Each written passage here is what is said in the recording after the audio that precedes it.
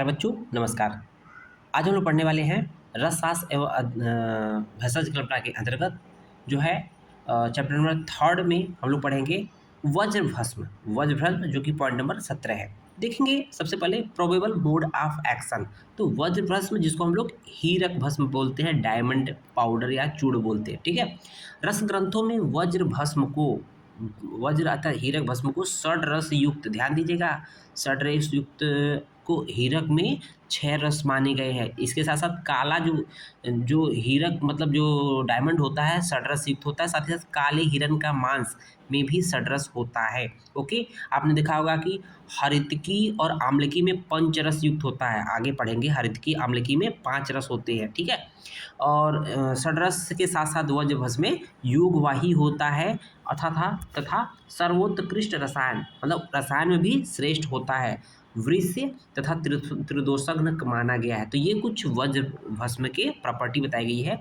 उपरोक्त गुणों के अनुसार यह विभिन्न रोगों में अपना कार्य करती है, ठीक है।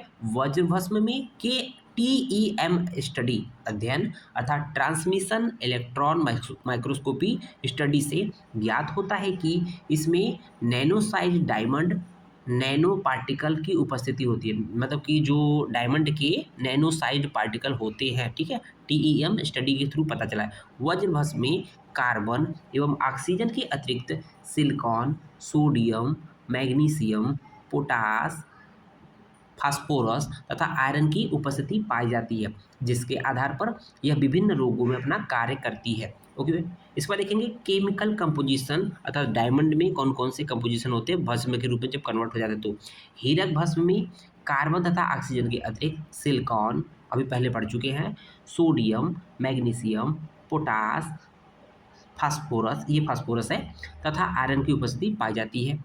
फार्माकोडायनेमिक्स एंड फार्माकोकाइनेटिक्स बात कर लेते हैं। हीरक भस्म अर्थात जो डायमंड भस्म होता है षड रस युक्त, पहले भी बात कर चुके हैं, तथा त्रिदोषज्ञ होता है, त्रिदोष का नाश करती है। यह शरीर में विभिन्न कार्यों को करती है। थेरेप्यूटिक प्रॉपर्टीज की देख लेते हैं अर्थात चिकित्सकीय गुण की बात कर लेते हैं। वज्रभस्म हीरक भस्म की राजक्षमा प्रशमनम, राजक्षमा रोग का नाश करती है। मेह मेदो विनाशनम, ध्यान दीजिएगा, मेह अर्थात प्रमेह और मेदो रोग का नाश करती है। पांडु शोथ उदर हर, पांडु रोग, शोथ रोग और उदर रोग का नाश करती है। क्लैप्य हरम परम, अगर नपुंसकता किसी व्यक्ति में नपुंसकता है तो वज्रभस्म का सेवन से नपुंसकता दूर हो जाती है। वृष्य मतलब जो मैथुन शक्ति को बढ़ाती है। महायुष्यम तीव्र और आयु को बढ़ाने वाली होती है। वर्ण्यम अच्छे वर्ण को देने वाली होती है। मेध्यम विशेषाद विविध आमयग्नम, और मेध्य होती है और विशेष रूप से विभिन्न प्रकार के रोगों को नाश करती है। सुधोपम स्यात् सुमृतम हीरकम, तो ये हीरक भस्म के कुछ प्रॉपर्टीज बताई गई है। उसके बाद मात्रा की बात कर लेते हैं। तो जो वज्र भस्म की मात्रा होती है वेरी वेरी इंपॉर्टेंट है, आपसे MCQ यहाँ पूछा जाता है। तो 1/32 रत्ती से 1/6 रत्ती तक होती है मात्रा। 1/32 रत्ती से 1/6 रत्ती तक मात्रा होती है हीरक भस्म की। ओके, अनुपान की बात कर लेते हैं। मलाई, दूध, घृत, शहद, तो याद रहेगा दूध दही मलाई, मलाई, दूध, घृत और शहद, ठीक है। पथ्य पथ जो रोग के अनुसार होता है। सेवन काल केवल प्रातःकाल सेवन करते हैं। अशुद्ध एवं असम्यक मारित वज्र भस्म के दोष कौन कौन से होते हैं?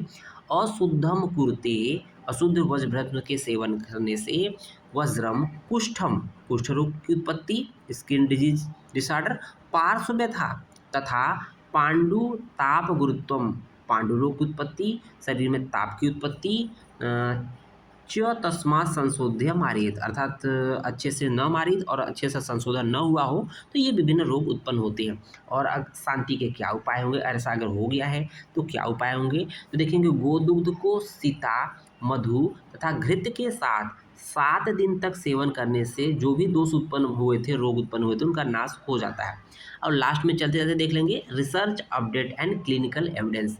तो study done by Paladhi et al shows that Vajrabhasm possesses immunomodulatory and tumoricidal properties, means immune को मॉड्यूलेट करने वाली, बढ़ाने वाली, साथ ही साथ ट्यूमर अर्थात एंटी कैंसरस प्रॉपर्टी पाई जाती है against highly metastatic and aggressive मुरीन lymphoma.